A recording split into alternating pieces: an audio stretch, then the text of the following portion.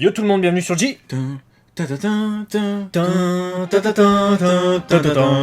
Voilà, c'est l'un des rares trucs qu'on a retenu de bien de Senseiya Senchasho. Malgré tout, on est à l'épisode 10. C'est donc, fini. le dernier épisode apparemment de ce qu'on a, même si on a un petit teaser à la fin de l'épisode. Alors, pendant que je parle, vous avez certainement des bruits de micro, mais c'est parce que il était pas suspendu correctement, donc il allait tomber. Du coup, on a vu l'épisode 10 de Senseiya Senchasho, on va revenir dessus. Et effectivement, oui, on a une scène post-générique à la fin de cet épisode qui est assez surprenante, on va en reparler tout à l'heure. Mais du coup, on peut se dire, suite ou pas suite? Ça dépend. Tu la veux la suite ou pas déjà? Ça c'est la question qu'on pourra se poser à la fin de cette review. De cet épisode. Voilà, donc pour revenir sur ce 10e et final épisode, on a eu donc l'affrontement entre Shoko et Eris. Voilà, c'était le combat tant attendu. Shoko qui a été rejoint par les broncins tant connus. Notamment Shaolin. Je sais même pas comment elle s'appelle. Mi. Ouais, Mi, ça à la limite c'est celle qu'on connaît plus. Katia. Et l'autre, qui c'est? Dis-moi des nouvelles, t'as 5 minutes, dis-moi qui c'est, d'où elle vient. Je crois qu'elle s'appelle Elda. Mais pendant tout l'épisode, à chaque fois que je l'ai vu apparaître, j'ai fait bah t'es qui toi en fait? On la connaît pas. C'est un peu dommage. D'ailleurs, c'est là où le bas blesse, c'est qu'à un moment donné dans le combat, ça a son importance en fait qu'on les connaisse. Je savais que ça allait venir sur le tapis. C'est Senseiya, donc nécessairement ça allait venir sur le tapis. Oui, battez-vous ensemble. Unissez vos cœurs et la confiance de chacune d'entre vous converge voilà. en une fusion de cosmos. Quoi. En fait, le fait d'avoir confiance l'une en l'autre fait qu'elles vont être plus fortes nécessairement, puisque c'est tout le symbole, la symbolique, c'est Seiya et ses compagnons. Mais Seiya et ses compagnons, le truc, c'est que t'as eu, avant le sanctuaire quand même, 45 épisodes pour qu'ils se fassent confiance quand même. Un peu, pour faire connaissance avec eux. Là... Pas. Bah là, t'es qui la meuf en vert là qui envoie des comètes de feu là? Moi je connais pas, je sais pas qui. Et donc il faut qu'elle lui fasse confiance à elle. Mais oui, elle la connaît même pas. Shoko, elle se retourne et fait Minna! Et elle a dû dire quand elle a vu la meuf Elda, c'est qui celle-là? J'ai jamais vu. Ah, je sais pas. Ouais, c'est les illogismes qu'on avait déjà évoqués, qui prennent entre guillemets tout leur sens, pas dans le bon sens du terme. Bon, c'est tout. De toute façon, tu peux pas refaire 9 épisodes. Donc, non, c'est tout. Tu profites. T'essayes de profiter du spectacle. Tard. Donc, le combat, au début, on a effectivement Eris intouchable, qui envoie au tapis. Alors, Eris intouchable, c'est pas Eris dans le fauteuil roulant poussé par Omar Sy. Hein, c'est Eris, tu peux pas l'atteindre. Ça aurait pu. Rebondis sur ça. Apprends à rebondir sur ça. Je sais plus. Oui, donc elle est intouchable. Ouais. Elle les terrasse, elle les envoie au tapis, tout ce que tu veux. Et là, on a Mayula qui arrive avec Rigel. Oui. Voilà, elle s'appuie comme ça sur la rigidité de Rigel. Tu crois que ça a un rapport avec ça? Je sais pas. Et là, elle fait... Ouais, non, en fait, il faut que vous tapiez, en gros, avec envie, tu vois. Comme si que vous vouliez lui faire mal. Parce que là, en gros, elles se font traiter, quoi. Ouais, elle dit unissez-vous, faites-vous confiance. C'est là ce passage où elle dit faites-vous confiance, blablabla. Et après, elle finit dans un mur, la tête à l'envers, Mayula, mais elle dit quand même allez-y, tout se passera bien. Je suis là. Tant que Rigel, il lui est tombé sur la gueule. Rigel, ça, c'était magnifique. Ça, c'était le meilleur passage. Il ne servait à rien, Rigel. Il servait vraiment d'une marionnette, ce gars dans toute cette série. Ah, Rigel, même à la fin, il est comme ça. On se disait, bah, ça y est. Il est rigide. Il est... Oui, parce qu'à un moment donné, en fait, à la fin, t'as quand même Athéna qui dit... Ouais, t'as Shoko qui dit à Athéna, merci, tu nous as sauvés. Elle fait, non, c'est toi qui nous as sauvés. Je fais, ah ouais, là pour le coup, c'est elle. Et Rigel, je fais, toi, remercie-la aussi, parce qu'elle t'a sauvé ta rigidité. Parce que là, Rigel, il repart, comme ça. Il regarde, il petit sourire, il disparaît. Et là, tu vois des feuilles. Moi je pense que c'est une image. C'est pas vraiment des feuilles qui sortent à la fin. Bref, donc combat qui est totalement inégal. Eris qui domine le game. Après leur attaque unie US, on a donc la pomme qui est touchée, qui est fissurée au moins, etc. Donc, grâce à une attaque de Shoko. Hein. Ouais, l'attaque de Shoko, et puis t'as toutes le cosmos de chacune d'entre elles. Je vais t'avouer, j'ai pas trouvé leur utilité aller aux autres en fait. Ah non, Choco, c'est elle qui fait tout en fait. Mais les autres, j'ai pas. De toute façon, tu vois qu'elle fait une attaque et tu vois que le cosmos des autres se joint à son attaque à elle. Ouais. Et tu vois là, toi t'as trouvé pas perspicace forcément les autres, moi j'ai trouvé pas perspicace Iris sur ce passage où elle a à peu près 250 minutes devant elle pour esquiver ou faire quelque chose sur l'attaque combinée. Tu vois. Oui, après c'est expliqué un peu plus tard où en fait elle fait exprès de recevoir des attaques pour que son temple aspire la force des... En fait comme Baby D avec son vaisseau spatial et Majin Buu. Voilà, en fait c'est ça, en fait le scénario c'est mais elle s'autonique, puisque en faisant ça la pomme elle dérive un petit peu, donc elle crée une sorte de brèche, une sorte de fissure à l'intérieur, puisque elle avait scellé l'âme d'Athéna qui, quelques instants après, s'échappe, elle s'éveille en tant que déesse, protectrice, donc, et qui se met entre Eris et les Bronsins. Elle veut prendre du coup la suite du combat et protéger ses Bronsins, et t'as Choco qui dit non. C'est mon adversaire. Elle fait tomber la couronne, elle fait tomber les armures, et elle avance comme une beau gosse. Une belle gosse. Comme une belle gosse. Par contre, j'ai pas trouvé perspicace le fait qu'elle enlève son casque. Parce que vous savez, dans Senseiya, on tombe sur la tête à tous les épisodes. Fracture des cervicales, crâniennes, tout ça, traumatisme. Je veux dire, garde au moins le casque. Le reste, à la limite, tu peux te permettre. Elle était sûre d'elle, je crois. Je pense. Parce que là, voilà, mais c'était un passage intéressant. Et du coup, ça rejoignait un truc que j'avais vu dans un des génériques où on la voyait. Et ça m'avait étonné de la voir en robe blanche. Et j'avais calculé, j'avais fait tilt, parce que des fois, je me sers de mon cerveau, attention, que c'était la tenue qu'elle porte sous sa cloche. Un peu comme on voit par exemple dans Senseiya, des fois, quand leurs cloches sont totalement déchirées, Seiya il finit pas en jean. Pourtant il porte un jean au civil, tu vois. Mais il finit en pantalon rouge, le truc qu'il porte sous sa cloche. Et ben là que je m'étais dit, c'est la tenue qu'elle doit porter sous sa cloche vu qu'elles ont des jupes. Et c'est ce qui se passe en fait, elle jarde sa cloche pour attaquer Eris, et là elle est intelligente, elle l'attaque pas physiquement parce qu'elle sait que son énergie va être aspirée blablabla pour le temple. Parce que le plan d'Eris en fait c'est de réunir toute l'énergie, c'est ça, de l'impact des coups pour faire ressusciter son Éden. Voilà. Et elle chope physiquement Kyoko, donc sa sœur, qui est hérissée dans son corps. Et elle arrive, en augmentant, en faisant brûler son cosmos, et du fait aussi qu'elle est au contact de sa sœur, à faire en sorte qu'Eris s'échappe. Et ça, bonne stratégie. Honnêtement, je pense que c'est l'un des meilleurs moments de l'épisode. Ouais, même si je me pose encore des questions de la réalisation factuelle de ce fait. La meuf, c'est une déesse. Oui, mais après c'est ça. Tu t'approches d'elle, tu l'attrapes comme ça. Il nous rappelle aussi en début d'épisode que ces deux étoiles, elles sont nées sous la même étoile, les deux c'est le petit cheval en fait. Et Choco, ça devait être l'hôte pour Eris. Donc c'est elle le vrai corps normalement pour Eris. C'est le réceptacle d'origine. Au contact du réceptacle d'emprunt, je veux bien qu'effectivement ça réagisse sur Eris, qui tente ensuite de s'accaparer le corps de Choco, du coup.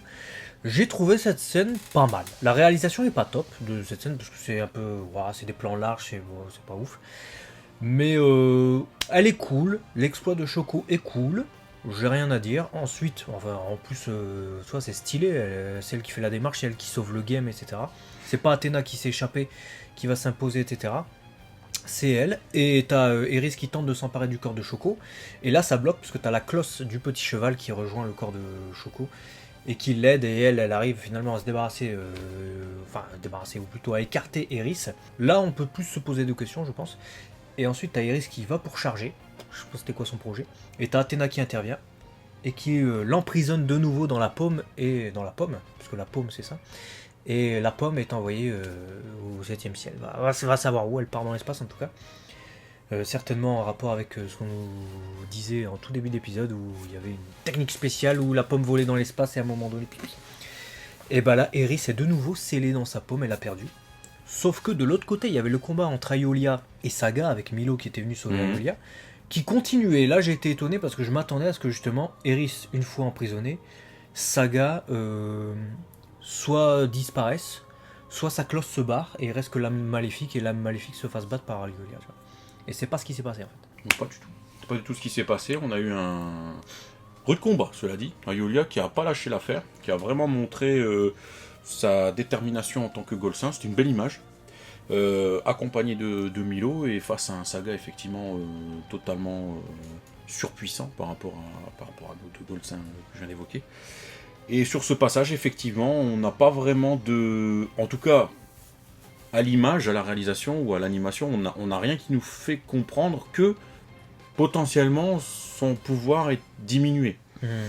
On a plus l'impression que c'est l'attaque combinée d'Ayulia et de Milo... qui l'ont enfin touché. Qui l'ont enfin, touché. Et il est même pas mort, hein, il s'en bat les couilles. Et le pire dans tout ça, c'est que t'as une sorte de petite explosion. Moi, t'entends, un truc qui se brise. Moi, je croyais vraiment que sa cloche allait se barrer jusqu'au bout. Elle s'est toujours pas barrée, on sait pas pourquoi. Je sais pas comment sa cloche peut le soutenir. Le mec se sacrifie, etc. T'as le masque des Gémeaux qui pleure pendant le sanctuaire. Mais là, t'as l'âme maléfique qui est ressuscitée. Et la clause soutient le projet. Pas compris.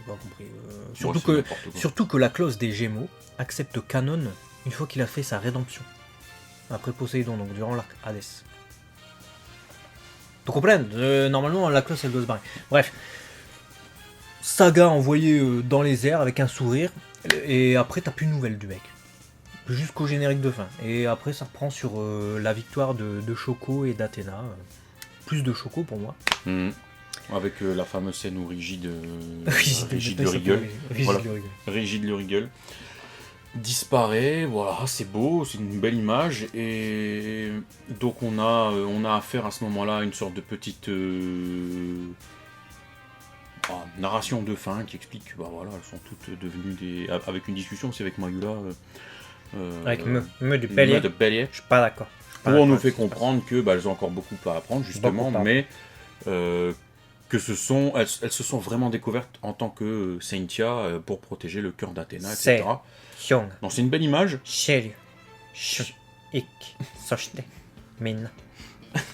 Brando Saint, Shirba Saint, Gordo Saint, Sochte, Athéna. Il fait ça, hein, si tu regardes. Oui, il fait ça, je suis désolé. Donc, ending, ok, limite on aurait pu couper là. On l'a laissé parce qu'on mangeait un peu, puis c'était dans le fil du truc. Et puis là, alors scène de fin. Post-générique, ouais. Avec la pomme qui atterrit dans une main. On arrive dans l'espace et on entend le rire d'Okiayu. On entend Okiayu Ryotaro, donc effectivement qui est le CU, donc la voix de Saga. Et là, on se dit, tiens, on va savoir ce qui est devenu Saga en fait. Parce que c'est ce qu'on s'est posé comme question quand l'ending a démarré. On s'est dit, Léo, il me fait Saga, non ? Je fais, c'est vrai que Saga, on l'a vu, il fait ça, il sourit, mais en fait, tu sais pas. T'as envie de dire, ils ont pas eu le temps, ils ont pas envie. Voilà. Et là, non, on l'entend rire et on l'entend en gros prononcer ces quelques mots. Je suis le dieu Arès, dieu de la guerre, etc. Et je vais foutre un sbeul. Bref, c'est son résumé. Et là, tu vois une armure. Alors, la clause, ouais, la clause, en fait, c'est la clause des Gémeaux. T'as des parties, c'est les Gémeaux. Enfin, c'est la clause des Gémeaux. C'est ma putain de cloche, je la reconnais quand même. C'est bon. Ça fait, j'avais 10 ans, même moins quand je l'ai découvert, peut-être 5 ans quand je l'ai découverte. Je la connais. On est d'accord, t'es censé la connaître. Et là, je vois quoi ? Je vois un casque bizarre, ok, qui rappelle un peu celui d'Arès, du pop, et des ailes. Et là, je me dis, là j'étais comme ça, je fais, c'est quoi le projet ? What the fuck ? Là, j'ai pas compris. Déjà, Saga meurt pas, donc tu vas nous ramener Saga en antagoniste. Alors, il a fait Sanctuaire. Il a fait là, cet arc-là, tu sais pas pourquoi. Il était pas prévu. Il a fait Canon, c'était lui l'ennemi majeur, hein. Désolé du spoil pour Poséidon, hein. Poséidon c'est la marionnette. Tu le revois dans Hades. Est-ce qu'on va pas nous le remettre à toutes les sauces ? Parce que c'est bon, il a fait sa rédemption, moi j'ai envie qu'il parte, tu vois, c'est mon Golsin préféré. Mais le sacrifice de Saga est magnifique à la fin du Sanctuaire, parce que justement, le mec, il a pas réussi à contenir, tu vois, son côté maléfique, et du coup il se sacrifie pour sauver la Terre, tu vois. Et normalement il est mort. C'est bon, ça va. Et là, si tu nous le remets lui, enfin le côté maléfique en antagoniste... Ça veut dire qu'il s'est sacrifié pour rien en fait. Oui, c'est-à-dire que ça transforme son sacrifice... En fait, ça vient jusqu'à la fin du Sanctuaire, tu sais que les deux entités vivent l'une avec l'autre, et que le côté bon de Saga, comme tu viens de le dire, n'a pas réussi à contrecarrer forcément. Et en se sacrifiant, il met fin à son corps, il met fin à tout ça, il met fin à cette menace. Et c'est ça qui est beau. Mais là, si on te dit... Ouais, donc moi je suis TS, je reprends le côté maléfique. Et là maintenant, le côté maléfique il peut aller dans Ares en fait. Bon en fait, ça raconte tout sacrifier si en fait il suffisait simplement de séparer le côté maléfique. Tu vois ce que je veux dire? N'a plus de sens en fait, son sacrifice n'a pas de sens. C'est-à-dire qu'il sacrifie pour rien, on reste là frère, au moins tu seras là pour affronter ton maléfique si tu peux séparer les deux. Tu vois ce que je veux dire? Il sépare pas de son, il est pas censé se séparer de son côté maléfique que comme deux âmes qui vivent ensemble. Enfin je pense que tu vois ce que, bref. Disons que dans Senseiya, c'est le côté maléfique, voilà, ceux qui ont lu l'arc Hades, vous savez d'où ça vient. Mais là, le fait qu'il est mort, qu'il soit sacrifié pour ça, tu peux pas enlever ce beau geste, tu vois, là scinder les deux pour ressusciter juste cet antagoniste. Surtout pour Ares. Admettons, tu nous fais une suite, tu nous mets un autre gars totalement différent. Oui. Il fait je suis Ares et tout machin, mais tu fais ok d'accord, un nouvel ennemi, ça peut être stylé. Klaus en plus est stylé. La Klaus, je peux pas dire, elle est stylée. Mais là non, on te met Saga. Après, ça, le seul truc qui a du sens, c'est qu'il se dit je suis Ares.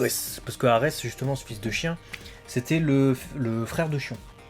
Dans l'animé seulement, pas dans le manga. Voilà, les puristes du manga, calmez-vous, évidemment. Dans l'animé, on nous disait que le grand pop, Saga, quand il usurpait l'identité du grand pop, s'appelait le pop Ares.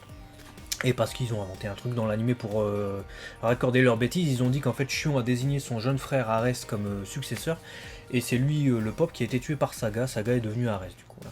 Et donc, il devient Ares. Ares, c'est le nom du dieu de la guerre. Donc, il devient ce dieu de la guerre qu'il a toujours voulu être.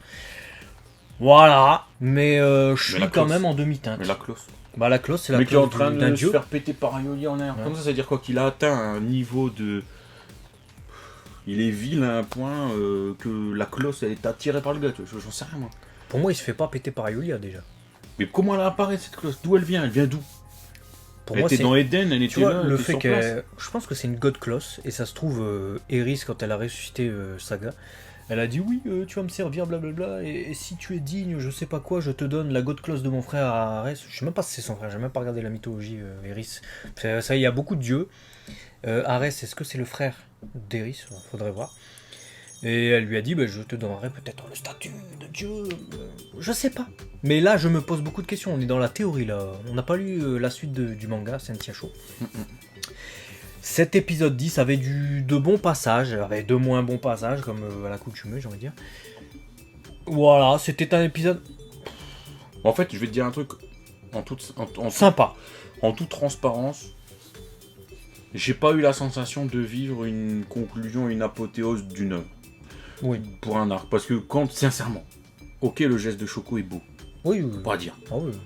Mais quand à un moment donné, cette scène où t'as Athéna qui envoie le serpent dans l'animation, dans la pomme, et que la pomme elle fait je reviendrai, je sais pas quoi, j'ai eu l'impression de voir un dessin animé pour enfants.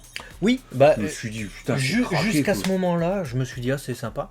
Et après, il y a eu ce moment-là, je me suis dit, bon, ça fait un peu fin. On dirait la Team Rocket. J'ai pensé à ça. Pendant l'épisode, je me suis dit, j'ai l'impression de voir Team Rocket. Et donc, tu vois, ça m'a gâché le truc, quoi. Pour moi, c'est un combat contre une déesse quand même, enfin je sais pas moi. Non, là c'était la Team Rocket. Là c'est la Team Rocket, je suis désolé. Moi j'ai vu la Team Rocket dans le truc final. Donc ouais, c'est vraiment... Ils ont été fidèles à ce qu'on a vu de toute façon de Senseiya Show. Ils ont été en plein dans leurs idées de A à Z, ils s'y sont tenus, ça c'est un bon point. Maintenant, est-ce qu'on a aimé leur façon de faire les choses? Je suis pas persuadé. Pour moi c'est du gâchis parce que quand je vois... carrément. Quand je vois le personnage de Shoko qui peut être super bien développé dans certains épisodes et dans d'autres épisodes il n'existe même pas. Parce qu'ils veulent mettre les Gold Saints. Nous les ont remis encore une fois dans cet épisode, mais pour apporter quelque chose, il y avait un truc intéressant avec Ayolia. C'était pas... Ils l'ont pas tenu jusqu'au bout, en fait. Parce que Ayolia, tu vois, il dit des trucs vraiment très très intéressants par rapport justement à ce qu'on voit dans la période sanctuaire. Et face à Saga, oui, je comprends du coup sa réaction à Ayolia. Mais ça va pas jusqu'au bout en fait, parce que t'as pas la fin du combat vraiment. Tu sais pas ce qu'il advient de Saga, il est avec un sourire, il disparaît même pas. Il part pas en étincelle, donc il est pas mort. Tu le vois pas tomber, donc tu crois pas qu'il a perdu. Il n'y a jamais rien qui va au bout en fait. Il n'y a jamais rien qui va au bout. Et en plus de ça, cette série, t'as plein de personnages qui sont pas développés. Et quand je vois des personnages... Voilà, les personnages qui gravitent autour de Shoko, t'as Shoko, tu dis, bon, elle est intéressante, c'est le personnage principal, etc. Elle fait des trucs, au moins, elle sert à quelque chose, et puis là, c'était le personnage de l'épisode, d'accord, ok, pour les 3 épisodes où elle a rien fait, ils l'ont remis, donc ça va. Mais les autres, j'ai pas compris. Shaolin, elle a une belle cloche. C'est tout ce que j'ai retenu du truc. Le rose pétant, là, je me suis dit, en figurine, ça va faire super. Mais je sais pas, on connaît pas en fait. Si tu devais résumer Senchacho en un mot. En un mot? Ah, je pourrais même pas dire sympa, parce que cet épisode-là était sympa. Toi, tu regardes, c'est sympa. Mais toute l'œuvre, tu vas retenir quoi demain? Toute l'œuvre n'est pas sympa. Hein. T'en retiens quoi demain de l'œuvre? Demain, on te dit, tiens, t'as vu Senchacho? Ouais, je l'ai vu. Je te jure, je vais retenir que Choco qui met des. La vaillance de Choco, la détermination de Choco. Ouais, c'est tout. C'est limite le truc qui m'a le plus marqué, c'est d'avoir redécouvert un saint, donc une Saintia. Qui fait les choses autrement d'ailleurs, hein, parce que pour libérer sa sœur. Tout à fait, qui fait preuve de. Ouais, pas d'intelligence, mais de. Stratégie, peut-être de stratégie, c'est le mot que je cherchais. Avec une détermination à l'instar de Seiya, tu vois, dans le même genre. Et c'est ça. Du moins, tu me demandes ce que j'ai retenu. Bah, ça, j'ai vu un Seiya au féminin différent. Mais j'ai vu un truc qui me plaisait dans Sensei, c'est tout. Le reste, je vais pas te parler de l'histoire d'Eris, de son plan, je trouve il est minable. Il pue du cul. Je vais pas te parler d'Eden et de machin, et de l'abord machin, c'est bof. Le développement des persos, c'est bof. C'est même pas expliqué, c'est mal expliqué. Athéna, Athéna se fait capturer dès le début, et elle repart à la fin, et même à la fin, elle fait pas grand chose, si ce n'est mettre un coup de sceptre. Donc elle est là, mais... Si on peut parler d'Athéna, on peut souligner peut-être qu'ils ont voulu quand même faire le clin d'œil. L'une des premières scènes de combat où Shoko...